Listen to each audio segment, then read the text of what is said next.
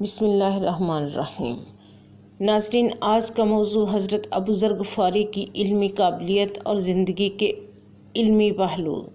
آج کی ایمان افروز اور علم سے بھرپور ویڈیو میں ہم آپ کے سامنے حضرت ابوذر غفاری رضی اللہ عنہ کی علمی قابلیت، ان کے علمی واقعات، ان کی زبان سے نکلے ہوئے علم کے موتی اور امت کو ان کے علم سے ملنے والے فائدے بیان کریں گے۔ اس ویڈیو کو آخر تک ضرور دیکھیے، انشاءاللہ آپ کی زندگی میں علم اور عمل کی روشنی بڑھ جائے گی۔ حضرت ابوذر غفاری کا تعارف۔ آپ کا اصل نام جندم بن جنادہ تھا، قبیلہ غفار سے تعلق رکھتے تھے۔ ابوذر آپ کی کنیت تھی۔ آپ کا شمار پہلے صحابہ کرام میں ہوتا ہے جنہوں نے سب سے پہلے اسلام قبول کیا۔ آپ اسلام لانے والے 5ویں یا 6 شخص تھے۔ حضرت ابوذر غفاری کی زندگی سادگی، صدق، تقوی، علم اور عمل کی عظیم مثال تھی۔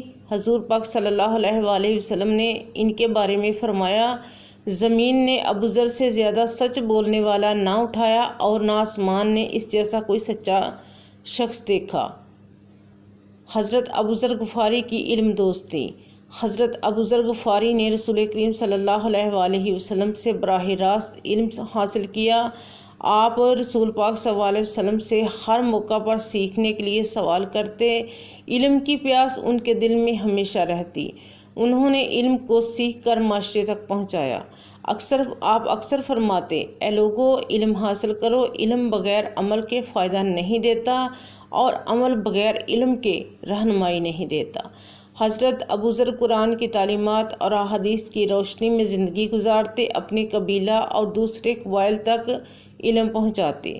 حضرت ابوذر غفاری کے علمی واقعات۔ قرآن سیکھنے کا شوق۔ اسلام قبول کرنے کے فوراً بعد حضرت ابوذر غفاری نے قرآن پاک سیکھنے کی کوشش کی۔ انہوں نے مکہ میں چھپ کر قرآن سیکھا، پھر مدینہ آ کر رسول پاک صلی اللہ علیہ وسلم سے قرآن کی تلاوت اور اس کی تفسیر سیکھی۔ علم کے سوالات۔ حضرت ابوذر ہر مسئلے کو سمجھنے کی کوشش کرتے۔ انہوں نے رسول کریم صلی اللہ علیہ وسلم سے دنیا کے فتنوں سے بچنے کے بارے میں سوالات کیے، زہد اور قناعت پر سوالات کیے اور آخرت کے بارے میں کثرت سے سوالات کیے۔ سچائی پر قائم رہنا۔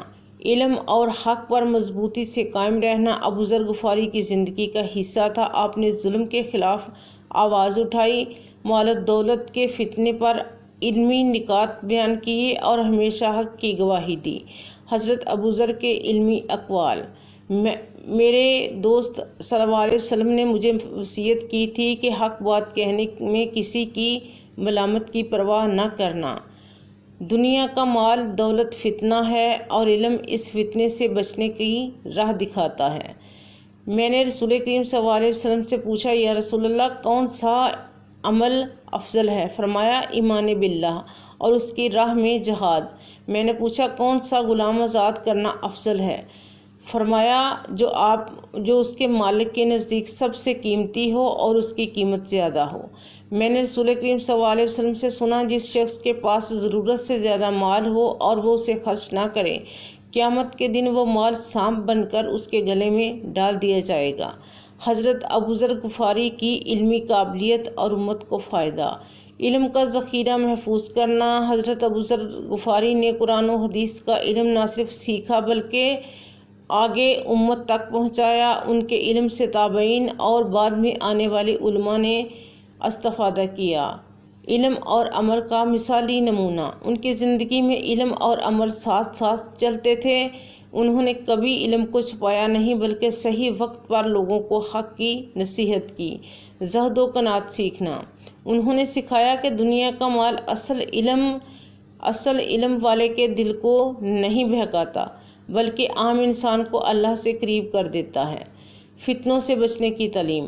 حضرت ابوذر غفاری نے فتنوں کے دور میں علم اور حق پر ڈٹے رہنے کی عملی مثال قائم کی اور فرمایا، اگر تمہیں کسی فتنے کا خوف ہو تو تنہائی اختیار کرو مگر حق بات کو مت چھوڑو۔ علم کی ترویج۔ حضرت ابوذر مدینہ، شام اور دیگر مقامات پر علم پھیلاتے رہے اور لوگوں کو قرآن و سنت کی تعلیم دیتے رہے۔ حضرت ابوذر غفاری کے چند علمی مسائل میں اجتہاد۔ زکوٰۃ اور مالداری۔ حضرت ابوذر کے رائے تھی کہ ضرورت سے زائد مال کو جمع نہ کیا جائے بلکہ اللہ کی راہ میں خرچ کیا جائے۔ ان کے اس موقف نے کئی لوگوں کے دل میں زہد اور اللہ پر اعتماد پیدا کیا۔ اخلاقی اصلاح۔ انہوں نے جھوٹ بولنے، ظلم کرنے، مال پر غرور کرنے اور دنیا کی محبت میں مبتلا ہونے کے خلاف علمی بنیادوں پر نصیحتیں کیں۔ حضرت ابوذر فرماتے ہیں، روزہ صرف بھوک اور پیاس کا نام نہیں بلکہ زبان اور دل کو بھی پاک رکھنا ضروری ہے۔ حضرت ابوذر کی علمی خدمات کی اہمیت۔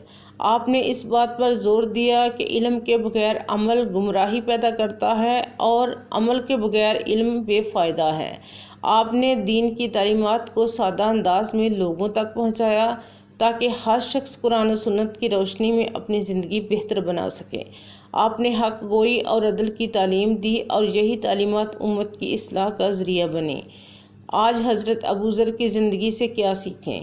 علم حاصل کریں اور آگے پہنچائیں، علم پر عمل کریں اور حق گوئی میں ڈٹ جائیں، دنیا کے مال پر بھروسہ نہ کریں، اللہ پر بھروسہ رکھیں، فتنوں کے دور میں علم کے ذریعے خود کو بچائیں، دین کی دعوت حکمت عملی کے ساتھ دیں۔ حضرت ابوذر غفاری رضی اللہ عنہ کی علمی قابلیت امت مسلمہ کے لیے ایک روشنی ہے۔ ان کی سچائی، علم کی محبت، علم کا صحیح استعمال، اس پر عمل ہمیں سکھاتا ہے کہ علم کا اصل مقصد اللہ کی رضا اور معاشرے کی اصلاح ہے۔